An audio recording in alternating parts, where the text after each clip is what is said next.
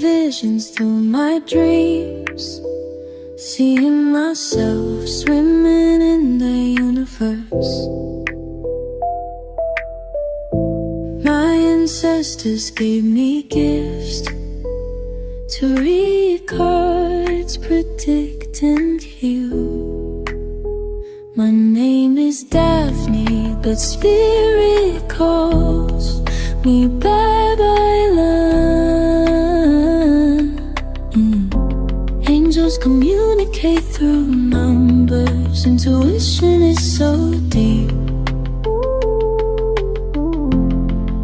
The gift I fully embrace within.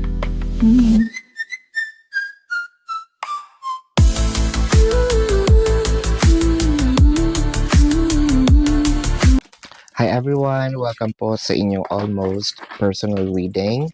So I want you to know that this is a general reading. You may resonate po sa buong reading na ito or baka konti lang na take what's only yours. And believe in the divine timing kasi this is a timeless reading. So whenever you see the video, the message is meant to find you.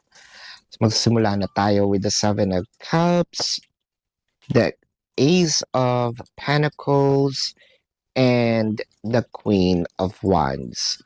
So parang feeling natin dito, nangangarap lang ba ako? No, there's some sort of uncertainty in a way. Kasi parang sinasabi mo, nangangarap lang ba ako? Totoo bang merong gusto sa akin itong person ko? Or baka gusto lang yung nakikita niya sa akin, no? In physical form, baka mamaya sex lang habol, no? Or baka etong gusto lang akong gamitin, no? Kasi parang feeling mo, there are times na si person kasi hindi masyadong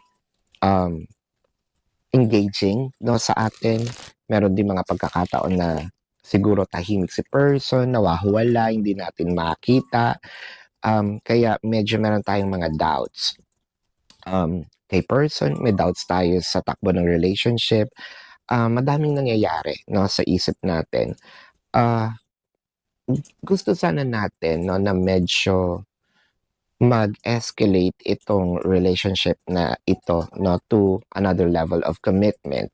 And I feel like ginagawa mo naman lahat para mangyari ngayon. Seven of Cups is clarified with the Five of Pentacles and the Six of Swords. I feel like kapag nagkakaroon kayo ng misunderstanding, no, ni person, parang pakiwari mo, hindi siya naghahabol, wala siyang pakialam, parang nonchalant lang si person, no? Kaya medyo in doubt tayo kung totoo ba. Siguro nga tayo din ang gumagawa ng reason or dahilan or way para magkabalikan, no? Or para magkaayos. Kaya parang sinasabi mo dito, bakit walang effort?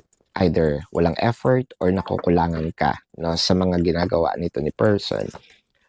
The Hangman and the Four of Swords. Parang feeling ko din, nababawasan yung mga efforts mo ngayon. Or baka iniisip mo na tama pa ba, no, na ganun ako ka-generous sa time, sa energy, sa mga investments ko, no, kay person. Kasi parang feeling mo nagagamit ka na. Yun yung pinaka bottom line eh. Kaya nga dumating ka dito sa idea, no, na or iniisip mo, totoo bang minahal ako or mahal ako na nito ni person. So with the Hangman clarified with the Four of Pentacles and the Emperor, so yun nga, medyo nonchalant si person. Actually, parang hindi mo alam reserved ba yung taong ito. Alam mo yung mga konti yung salita, no? Parang yung mga nasa Chinese CEO, di ba may mga short dramas doon. So parang ganun, yung parang konti lang sinasabi, tapos wala masyadong, parang wala ngang pakiramdam. No, with the Four of Swords, clarifying the Four of Swords with the Moon card and the Lovers. So kasi sa'yo, buo na yung thought na serious ako dito, no? Buo na rin yung thought na um, kung yayayain ako ni person, no, magkaroon ng committed relationship or magkaroon kami ng commitment na talagang panghabang buhay, I'm willing, I'm ready, no? Parang it's a no-brainer for me. Oo, agad ako. Eh, siya kaya, no? Kung ako kaya ang mag-a-ask nun, does my person gonna do the same? Does my person feels the same, no? With the Justice and the Ace of Swords. I feel like talagang tinatago lang nito ni person yung totoong feelings, no? Baka kasi, I don't know what's with your person, kasi parang meron ditong mirrored energy. You're gauging your relationship with the person. I feel like your person is also gauging you in a way, kasi baka mamaya pag know naman niya yung totoo niyang nararamdaman, you might going to overuse this, you might going to use this against them, take advantage of this. So parang parehas kayo ng idea, no? Parehas mirrored energy nga, pero magkaiba yung atake. Yung atake mo kasi, it's more of, I wanted to know because I'm serious. Siya, gusto ko sana ipakita, but I'm afraid. So, di ba, on the same level, yet, parang magkalayo din. You're so near yet so far. So, let's see here with the Chariot. I feel like kailangan lang dito ng konting hilot pa, no? I think that you need to stretch your patience a little more. For some reason, I feel like that's the Emperor showed up. It's more of the Emperor and the Queen of Wands. But somewhat, it felt like magbabago ito once either nadagdagan kayo sa family, whether this is a pet, whether this is anak, no? Or madadagdagan yung anak. But it kind of make me feel that there's something in here that needs an additional, no? To parang doon kasi makikita yung care, no?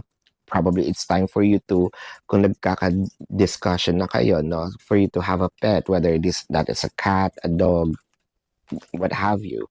So the Magician and the Six of Pentacles. So makikita naman natin dito yung at least may progress, no? Yung transactions, the Six of Pentacles.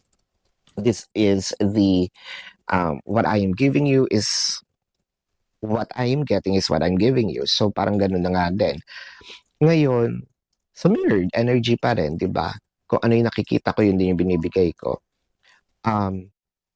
Kaso ang mirrored energy nyo nga dito is yung doubt. So parehas kayong in doubtful. Let's see here, clarify natin itong Six of Pentacles. Kasi meron naman siya, dadating yung time na the understanding will be there. Yung understanding na both of you are going to have this committed relationship, but it may take a little while. The Four of Cups and the Two of Pentacles. So gauging pa rin, no? I feel like this is beyond communication. It's the trust that needs to be built, no? Between you and your person. So parang, yeah, it takes a little time. It's beyond words. Hindi dito gagana yung I love you lang. So, kailangan kong makita. So, I think na prior your person gonna give you what you want. Kasi mini-mirror niya nga energy mo, no? I think it's time for you to do it a little extra, no? Through actions, not just words, so that your person's going to reflect it on the same level, no? Kasi Six of Pentacles. So yeah, this is your reading. So, kung kayo po yung nakaka-resonate, let me know sa comment section. And kung meron po kayong mga personal questions, there's actually a link sa description box ng video na ito. Click the link, you will be routed to my website. Nandun po yung name, number, QR code, amount per questions. Take advantage of the 4 questions plus 1. Discounted na po yun. And if you want to book a private reading, nandun din po siya. Now, let's check the zodiac sign of your person. Baka lumabas dito ang kanyang sun sign, moon, rising, no? Of course, this is your reading. Baka lumabas din ang inyong zodiac sign or sun, moon, rising. I'm seeing Taurus, Virgo, Pisces, Cancer, Libra. Libra is dominant, no? Did I just mention Virgo? Yes, Capricorn, Aquarius. I'm seeing Scorpio, Taurus is here. Yan, nasabi ko na rin yon.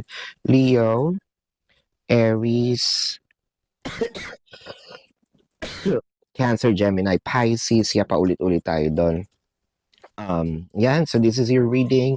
Maraming salamat, love and light. Namaste. See you po sa susunod na readings. Goodbye. You want the